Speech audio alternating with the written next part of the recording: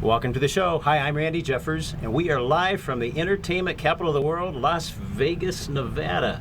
Well, we're in Las Vegas, and guess what? If you have ever wanted to know the behind the scenes, the inner workings of how Las Vegas works, we have with us Mary Kay Page, who is a dealer here. Now, Mary Kay, you're a dealer at one of the big casinos here. We're not going to mention any names, so that way we can be free to tell some cool stories, but we're going to talk a little bit about how that all works. You know, there's a lot of people that probably don't have a clue what it takes to do gambling here, and you know how all the things work, and hopefully we'll be able to give them some insight, so next time they're here they'll know exactly what to do. But tell us a little about yourself. How'd you get involved being a dealer? Well, once I had a friend say, why don't you be a dealer? And I said, why not? So that's how I became a dealer. And it's a very fun job. I really enjoy it. Once upon a time I did an aptitude test to see what you would be good at. And the aptitude said I would be good at a monotonous job that you work with your hands. So here I am. I'm a dealer, and that's what I do. Probably not too monotonous, though. No, not with the interaction. Yeah. I thrive on the interaction. Now, you've been a dealer for how long? Oh, I tell the youngins 15 years, but it's close to 30. When I say 30 years, they're like, "Oh my gosh!" My goodness. Yes. So you've seen it all. 30 years ago, this was a totally different town, right? 30 years ago, the players who played were different. Mostly men played 30 years ago. Yeah. And then slowly women played too, and so usually women used to just play the machines and stuff like that. Now everybody plays. Now, so you're a dealer at 21 game? Is that what you do mostly? It's the blackjack game and a game we call the carnival games. They're the Let It Rides, the Caribbean Stud type games. Okay. Now, for those of us that aren't from Las Vegas, that don't know what those things mean, can you explain a little bit about the different kinds of games? There's blackjack games that you're adding up to the 21. That's the famous one. And the other games are poker games against the dealer. Okay. And they're a lot of fun. They're more interaction. People have more fun with each other, because on blackjack, people tend to get mad at each other when they don't play odds correctly. And on these games, you really can't affect anybody else's play. So everybody just has a good time. It's a different clientele. That's kind of why I like them a little bit more.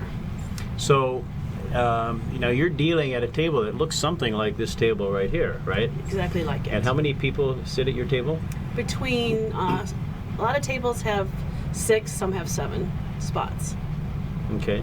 And is it usually full when, of course, they want to come to you, right? Yeah, it's usually full. And I do have a good time with my players. They usually stay with me for quite a while, or at least they're a couple days that they're here. So do you have regulars that come like every week or every month, or? There's quite a clientele that we have of regulars that come every 3 months. That's pretty regular for regulars. So you get to know them. Yes. Good to see them again, welcome them back, have a good time with them, tell them the stories, and interact.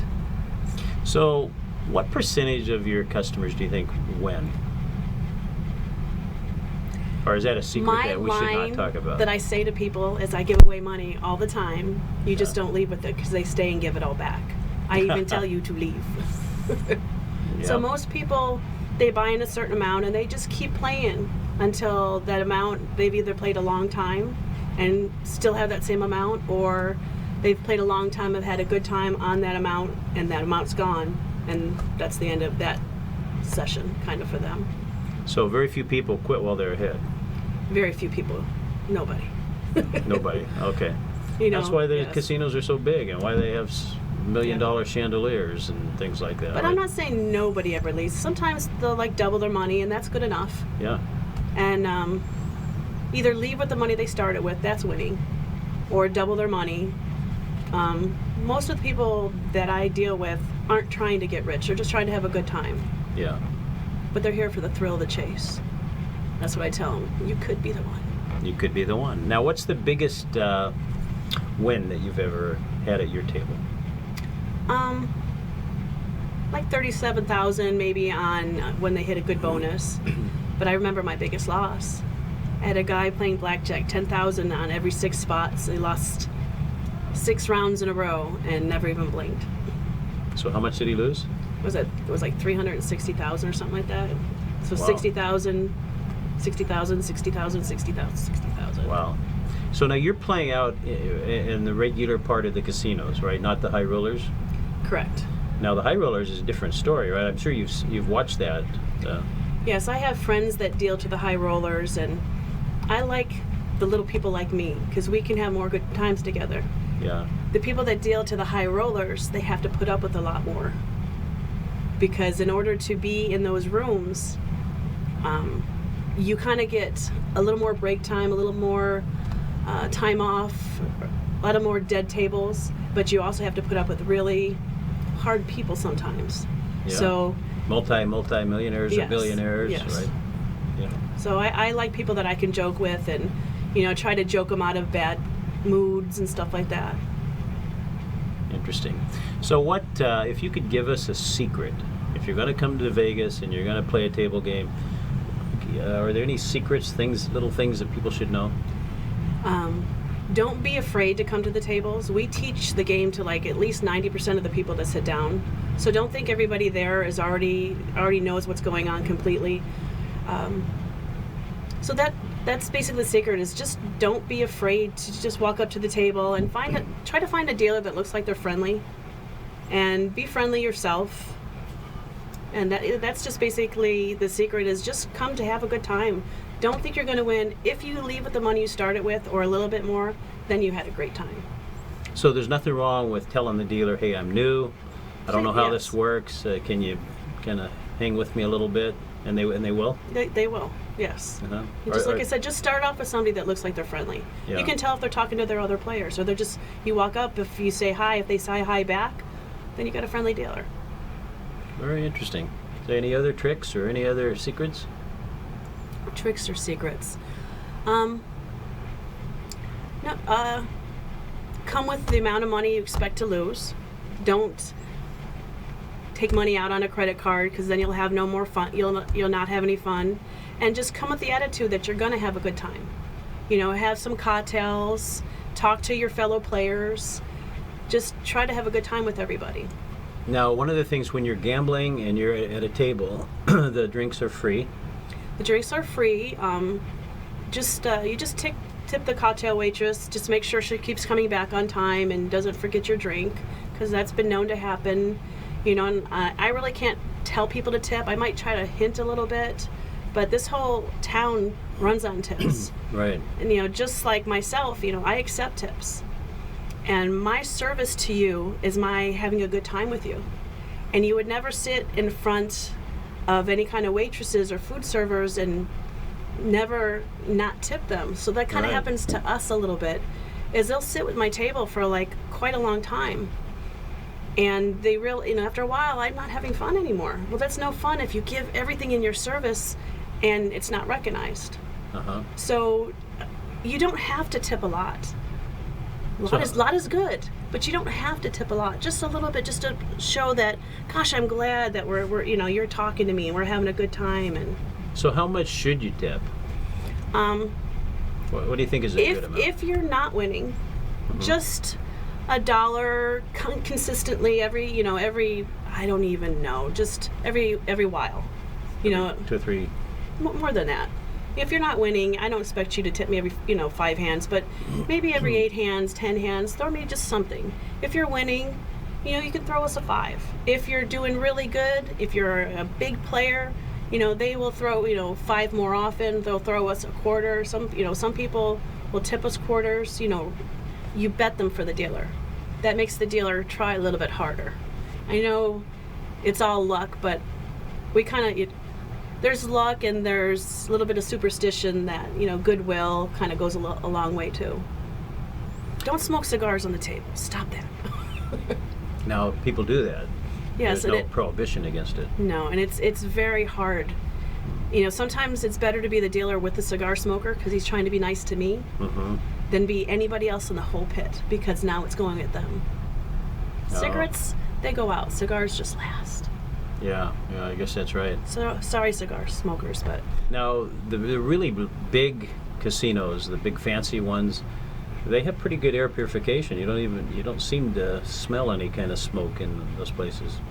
The newer the casino, the better the air system. Yeah. At 9/11, I got laid off, and I ended up at the Stardust for a little while. And after not working for 6 months and working in a smoke environment, it was very tough because it was bad in there because their system was so old. And I thought the first day after waking up after working my first full day that I was having a heart attack because I couldn't breathe wow. because my system wasn't used to that smoke. So the newer casinos are the better casinos. And my casino, it just seems like they're always wiping it down and they're always cleaning it. So that's why it smells better, because they're always wiping it down to keep it nicer and fresher. Now, the Stardust is no longer, right? No, That was, what's it now? I have no idea. I never get towards that end of the strip. Okay. That's SLS maybe. Was that the Stardust? No, SLS was the Sahara. Oh, the Sahara, that's right, okay. And that's all been changed. And it's amazing what goes on in the strip. Every time you go there, it's just different. You know, they're building and all kinds of new things. Yeah, I remember when the Mirage was the new thing. That was the new theme and everything. And after that, it just seemed like every 2 years it would reinvent itself until the economy went bad, and that's when there was just this big standstill. But like people would come to town every year or so, and there'd be a new casino. All right, so you have the table games, and then you have these one-armed bandits, right? That they used to call them. I don't know if they still have the bandit. They have buttons now, but are any secrets to those things? So that's really what more people play those, don't they, than table games? I don't know if they play more or not. There's more of them for yes, sure. I'm not into the machines. They just don't seem. Well, first of all, there's no one to talk to, so you're just like one-on-one, and they don't seem to give you much play. So. The machines, the best advice I say is if you've got a good one, keep playing it. If it's bad, it's bad. Don't keep playing it. It's not going to give you any money. There's really, around my table, sometimes I'll tell people that I see a machine that pays often, and I'll tell them to go play it. And that's the best I can do. There used to be change people that used to always tell you where the lucky machines were. Well, now there's slot attendants, and they've got such big sections that they just have to go around, so they don't see much anymore. That's interesting. Yeah, I've heard that it's better to play an aisle machine than one that's in the middle, because if it goes off, more people see it and they're attracted to it. Yeah, I've always heard that too. Yeah. I don't know if that's true. Yeah, maybe. Nobody knows really what. I guess only the executives know those things, huh? That, yes, I'd say the executive. And there's like there's websites and stuff that tell you about the different machines, that tell you, I don't know what they tell you, so I don't know, but they do tell you about better machines or what machines are out new. Very interesting. So if you're playing the machines, then you also can have drinks for free? Somebody comes around and... Yes, and the same thing. Their section sometimes is bigger than ours. So make sure you do take care of them, maybe even a little bit extra on those ones, because they have a hard time, and make sure they remember you. So if you wanted to order a cocktail, for instance, what kind of tip? They bring it to you, it's free, but what kind of tip would you give? Actually, I got in an argument with somebody about this, so I'm kind of hard to say this, but I'd say $1 per drink, $2 per drink. If you order Primo Scotch, which you can sometimes on some of the tables, the better the drink, tip her a little bit more. Because if you're at a bar, the drinks are like $7, $8 per drink, if not more. There's one drink, the Bellagio, the cocktail that I've had when I've gone to that casino, and that's the famous one that's been in the in movies. Yes, Bellagio. Yeah. That's everybody goes in there looking for that staircase that used to be in that movie. Yeah. Is it in there? No. But there's a drink there that's $17.50 a drink. So if I ever play on a table, I like ordering it because it's like getting $17.50 every time you drink it. Wow. So you probably want to leave $3 or $4 or something. So the better the drink, the more the tip. All right. Can you say the name of the drink? It's a Bellagio cocktail. The Bellagio cocktail. What's in it? It's a champagne drink, and there's another one called a Bellini. That one has peach puree in it, and the other one is frozen, one is not. They're very delicious drinks. Very interesting. but I love my margaritas. Well, I'm not a gambler, so I don't play any of those games, and yet it amazes me when I walk through a casino, the amount of people that just sit at those machines and just for hours and hours and just pushing a button and staring. It just, to me that seems foreign, but so many people do that. It's just what's the addiction to that, or what's the attraction? I call it the thrill of the chase. Yeah. That's what you're there for. You could be the one. I think that's why I'm lucky that I've never really won a lot of money on a machine, because the people that I know that have, now they're addicted. Yeah. So the thrill is just trying to win the big money. And once you do, sometimes... You can get away from it. Yes. Or if you see somebody else, maybe. But I still say that the tables are just a more fun way to go. Just go and enjoy the games, enjoy the company. I really enjoy what I do. I get to talk and play with cards and money all day. I have the perfect job. Yeah. So now you work in one of the big, giant, fancy casinos, and so when you look around, when you go to work on a daily basis, how many people do you see that win a jackpot? Does it happen every day? You mean on my tables? No, not on your table. Just on machines in general, around me? like maybe the slot machines, or it must happen quite often. No. No. No, but people, if they double their money, they're happy. Yeah. Sometimes if there's like a machine that's in front of me that I've been watching for a while that's been winning, and if you are playing $5 a spin, which is a lot because I pay 30 cents if I ever play, they could leave with $1,000. One guy, it was taxable, so it was like $3,000. But I've seen other people play it for 30 cents and leave with $200, and they're happy. So it just depends on what you're willing to be happy with.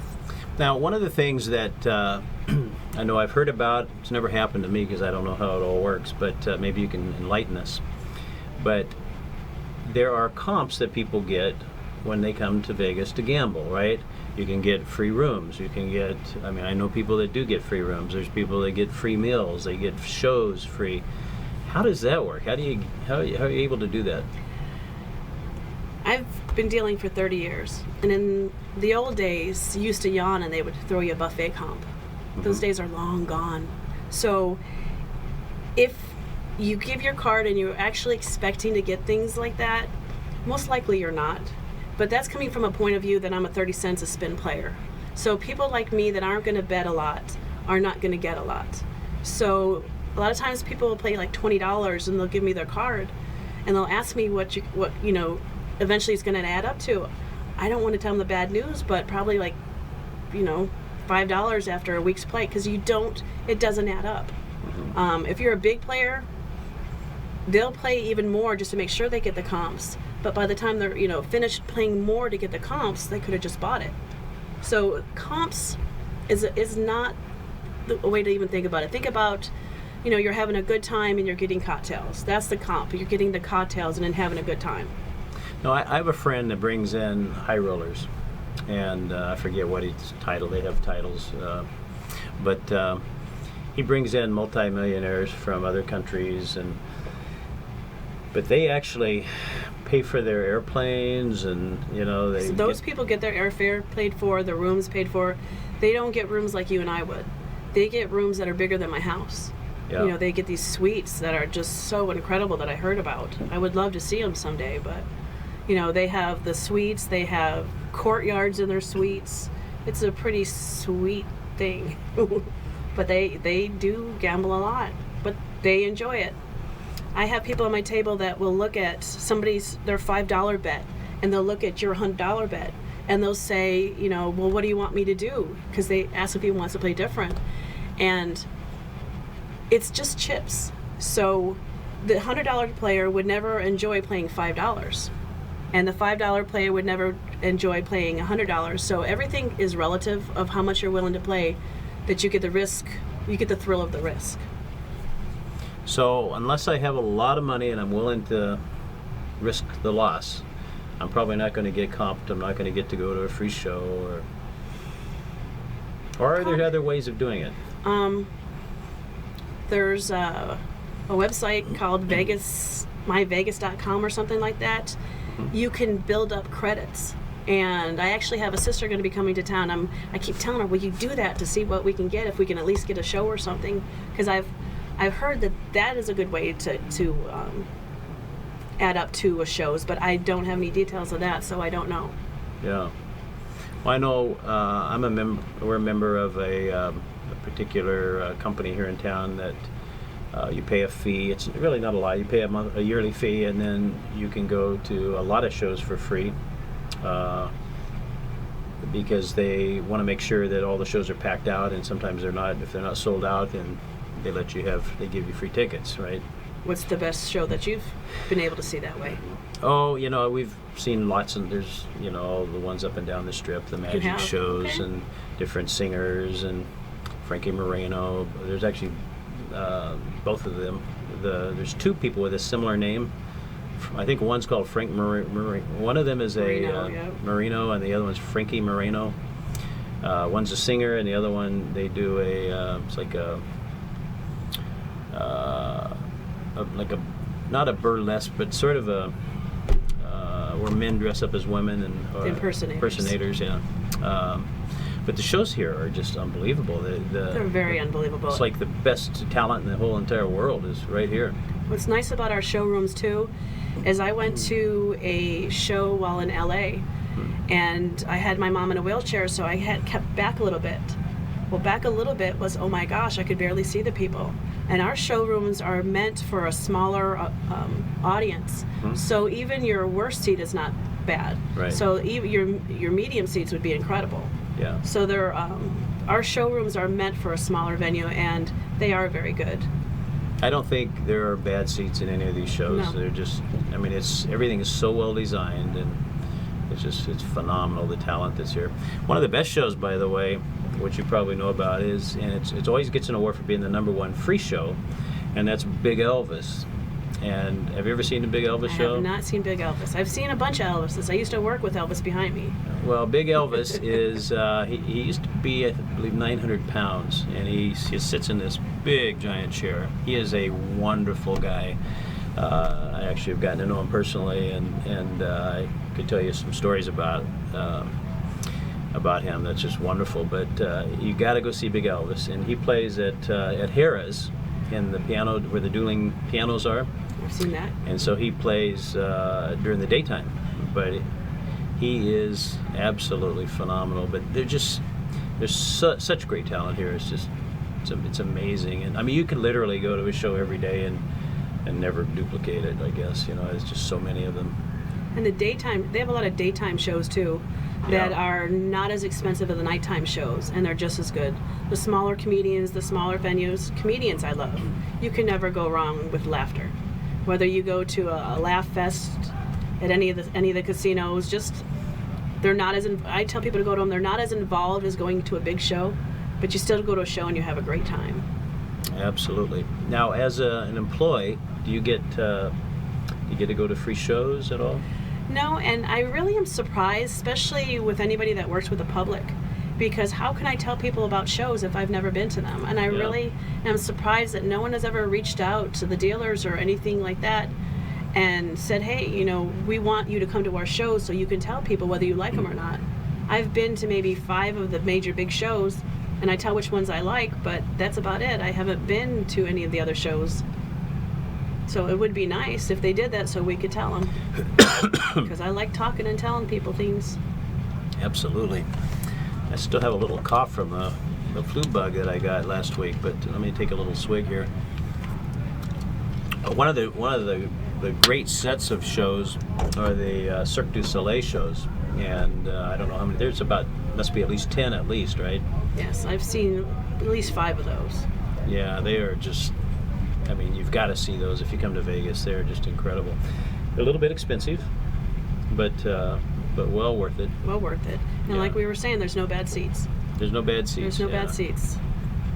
Yeah, they pulled the one that the best one that I loved, because I'm an Elvis fan, was I think it was called Viva Las Vegas. I never Do you remember got to that? see it. Did you see it? Oh yes, it was just incredible. There was nothing wrong with the show. It just didn't get the seats, I guess. Well, it was a huge room, and it said a lot of people, but it was a great show. And my favorite are O, Mystere, and Ka. Yeah. O is just because of the water and the high diving. I have to see that again because I missed the high diving part. But Ka, the stage goes sideways and they're still acting on it. And Mystere is just funny. So all of them are very good shows. Ka's the one, though, that had someone that there was an accident and somebody died, right?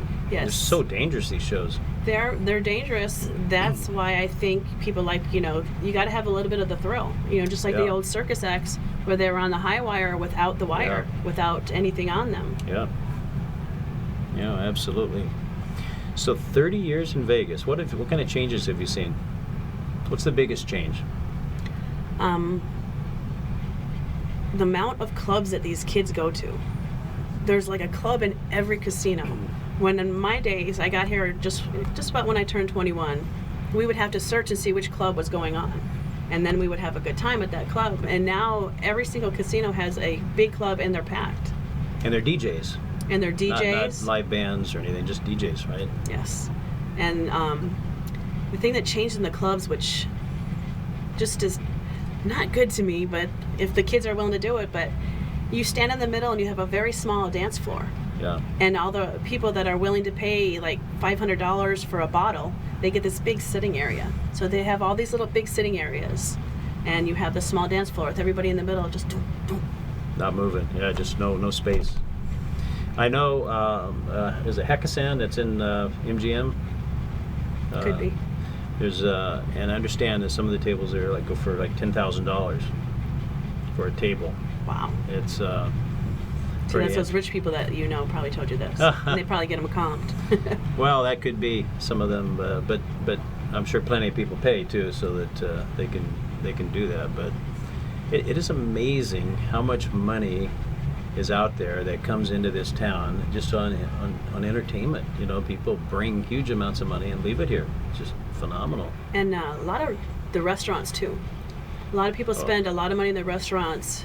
And so I used to ask people, are you going to any shows? Now I say, you going to any shows or any restaurants? Because restaurants are just like a show now. Yeah. By the time you get entered, you get your service and you get your food, and the food is wonderful. So some people, instead of going to shows, their treat is these very nice restaurants. Well, what's interesting now is if you go down on the Strip and you drive down, you'll see on pictures on this big on the side of the buildings of chefs. Chefs are the new superstars, right? Yes. And the greatest chefs in the world have presence here. They have multiple restaurants, I guess, of different kinds, but yeah, they're all here. I have a lot of friends that like watching those shows on TV with all the different chefs. Yeah. I have no clue. Well, some of the best restaurants in the world are right here. No doubt about that. So what's your favorite restaurant? I really never go out to eat. I was just driving by Applebee's the other day thinking, when I go home to visit my family, I'm going to take them to Applebee's. That's my speed. Really? I like simple. I am kind of afraid to go to big, expensive restaurants because my palate is uneducated, and I can still go to Applebee's and enjoy it and love the meal. One time I had a prime rib that was so good that ever since then, other prime rib tastes like bologna, so I'm ruined. I can never eat another prime rib unless I go have an $80 prime rib. So I'll stick with my little small restaurants because I like it that way. But I can understand these people that they're the foodies, that they enjoy going to these restaurants and they just enjoy the ambiance of the restaurant and the food and everything. And the restaurants have different themes. Yeah, they're incredible. Just the way they build them and design them is just. If you have never been to Vegas, you got to come just to see the restaurants. It's just phenomenal, and then the presentation of the food, and it's just you can't even describe it unless you've actually experienced it, right? Yes, I like my buffets. Yeah. That's there's so many good buffets in town that they're not even on the Strip. There's just I always joke around and tell people. They ask me what restaurants on the Strip or where to go, and I said, we locals don't go anywhere near the Strip. I said, there's at least 15 casinos on the outskirts of Vegas. I said, not only do they want your money, they want our money too. Right. So that's where we go, is out here. And I always try to inform people the right way to eat a buffet. Because if you ever see anybody that just got their plates piled, and you don't want to do that because your food gets cold. So I always tell people, if you're sitting over here, you walk the whole thing before you even pick up a plate. And then you just go put a little bit on your plate. Go back up. Just put a little bit on your plate. If you go up 5 times, nobody knows you. Who cares? Right. You can go 100 times. But just keep looking at the dessert bar when you go by, because you never know what might be there. Well, that's why we stay away from buffets, because you have a tendency, because they're not cheap, and they have anything and everything that you could ever want. I mean, you can go get as much lobster as you want. I mean, it's crazy, but you have a tendency to eat more because you want to get your money's worth, right? Well, that's why if it's somebody staying here, that's why you only go once a day, once every a couple of days, if you're a buffet person. Yeah. So what do you think's the best buffet? What do you like? See, mine's the local casinos. I like the Green Valley Buffet. Oh, very good. I've been there. I like the Orleans Buffet because they got beef ribs on their buffet, flame broiled beef ribs, and they're very good. Yeah. And how about the M? Have you been to the M? The M, yes, they had my tri-tip on that buffet. Yeah. They're very good also. The M is wonderful. On the weekends they have seafood and every kind of seafood you could ever imagine. And the local casinos, M is kind of considered local. They're very nice, beautiful Well, casinos. They're gorgeous. beautiful. Yeah. Yeah, absolutely. Well, what else can you think of that we've missed out on here in Vegas that people should know about? Red Rock Park. Ah. I tell people, some people that are only here for 3 days, I don't tell them, but I ask how long they're going to be here. And then I kind of make suggestions. If they have kids, I kind of make suggestions. I kind of try to see where they're at, see what kind of suggestions they want. And if they have a car, it's great. And I tell them, or rent a car, or you can take a tour, that they go out to Red Rock. It's a beautiful park that's a loop that you can drive. Right. And the loop, what do you think? Takes about 15 minutes to 20 minutes? If you just drove straight through. But I don't know why you would do that. You could get out and hike, and It's one summer I had a friend that wanted a hiking partner, and I said I'll go.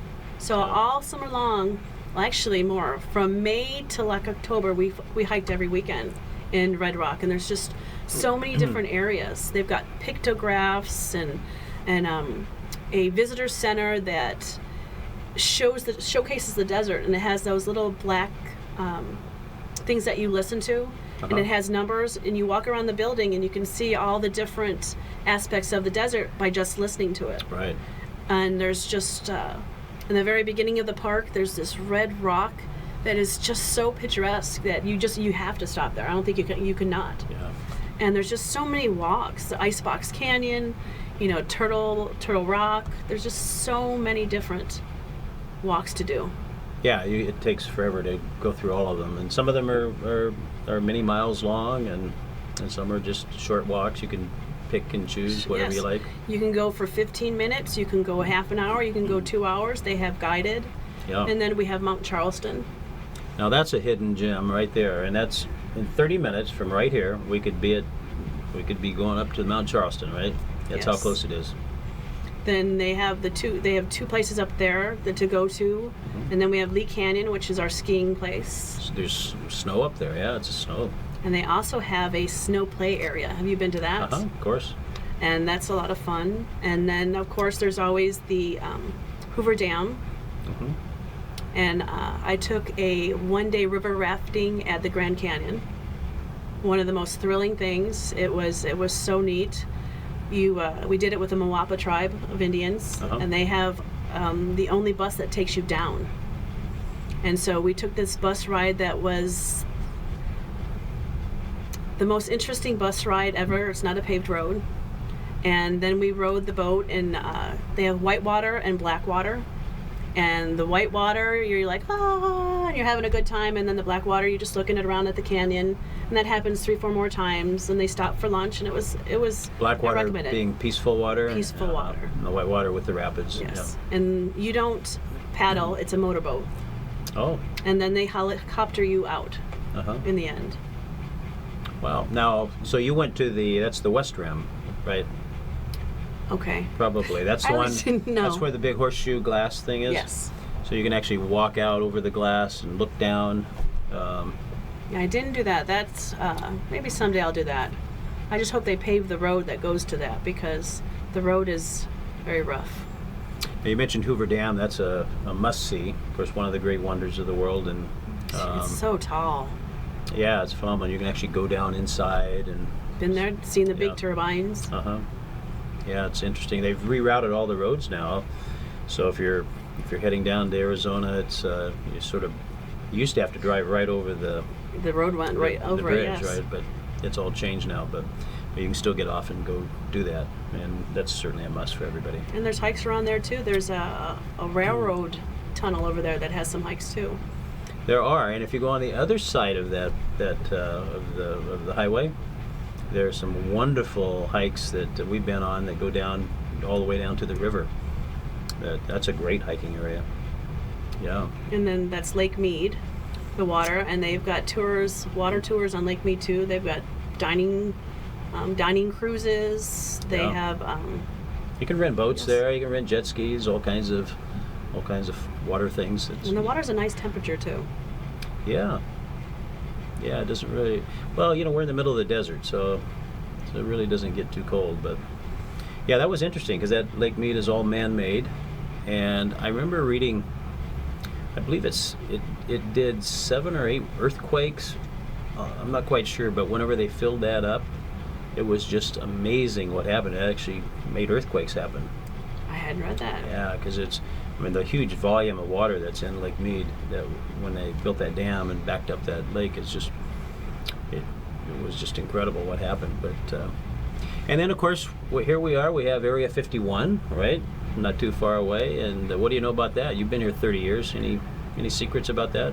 No, I know nothing about that. Never been there. Never visited. We have we have another museum, like nuclear testing museum, and all that kind of stuff. I know they have a jerky. Yeah. Well, that's something, huh? Yep. Have you been to it? To Area 51? No, I haven't. I don't know that you can actually go there. I think you have. It's only Is military. it still right? blocked off? Okay. I know that There'll be there's. some decommission. They have their everything. own airlines for people that work out there. That is actually part of the airport here. And they have to fly out there every day. And it's a whole secret complex that who knows what all goes out Who there. knows? Yeah. It's supposed to be a spaceman out there, or an outer space guy. You've heard that story, right? Well, this is a place to visit. There's nothing like Las Vegas. It's just incredible. When I first started dealing, there was no other casinos in the United States. And when the Indian casinos came aboard, they were always worried that it was going to take from us. Mhm. But there's no one like us. Yeah. We are very friendly. We're just everything about Vegas is different. There's people that still go to Atlantic City, and for a while that was just us and them. Yeah. And they just, even people that can gamble around the country. I was having a great time with a guy, I think he was from France, and he was saying something, and I said, well, do your dealers talk to you there? And he's like, no. So it's nice that we are Vegas. We are Yeah. friendly Vegas. We're very friendly. Everybody will smile at you. Everybody have a good time. From the maids to the person that serves your drink, to the person that serves you food, to the person that deals to you. We're just a very friendly place to be, and that's why we're in the business, because we're friendly. We like what we do. We like to work with people. Well, there were 350,000 people that were here last week, and that were guests of this city. And can you imagine that just in one weekend? It's amazing the amount of people that come through here. And then when we get our Super Bowl stadium, or when we get our stadium, The Oakland and hopefully Raiders, we'll have the the Super Bowl Las sooner or Vegas later. Raiders will be here, right? They're breaking ground already. They just started working on the stadium, so about 2 years from now, I guess. 2 years. they'll I was wondering how long. That'll be pretty exciting, and it's very close to the Strip. I didn't know where it was until someone finally pointed out, and it's real close to the end of the Strip. So It's right across the freeway from Mandalay, and I'm sure they'll probably have bridges coming over. So And I saw something showing it, how it'll have moving walls, so it could see the Strip. uh-huh. It'll be interesting how. Oh, it'll be yes. state of the art, I'm sure. Yeah. So now we have the Las Vegas Strip, and then we have an area downtown and Fremont Street, right? How are those different? That's nice because it's very enclosed, and you can just walk around to the different hotels. When I used to gamble, I used to like to go down there, but it's been so long. It's just a very interesting spot now. It attracts a lot of characters. Mm-hmm. So you'll get an eyeful when you go down there. The different type of people that are attracted by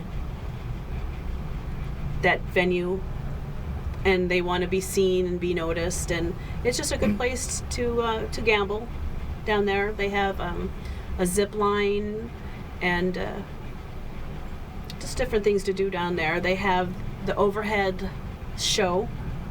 I forgot about that. The laser show. The laser the show. whole top is the street is all capped over with laser show running on top of it. Yeah. Yeah, I was here when you could actually drive down there. Oh, I'm sure. Yeah. Yeah, that was. But now those are older hotels. For the most, they've been a lot of them remodeled. Yes. Yeah. But it's a different. Yes. They're smaller. It's a more intimate venue, I guess. And then you go out to the Strip, which is not that far away, but this massive, the biggest hotels you'll ever find anywhere are right there. My favorite thing is when someone will tell me they walked down from a certain casino, and I lean over and I say, "A lot further than it looked, wasn't it?" And they're like, "Yeah." Well, the buildings are so big that it doesn't look far away, but that Strip is pretty long. Yeah, it's amazing. Well, I think one of the misconceptions a lot of people have is when you tell them you live in Las Vegas, they think you live on the Strip, or you must be a gambler all the time. But talk about this town. It's really a pretty normal town, isn't it?